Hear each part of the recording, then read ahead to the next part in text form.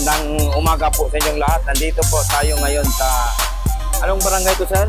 Sir, anong barangay to? Santa Catalina. Anong estate ito, sir? Dr. Evangelista. Thank you, sir. Sir, kumusta? Ito naman, nanonood ng mga candidate. Okay. Yung malakas ko. Okay.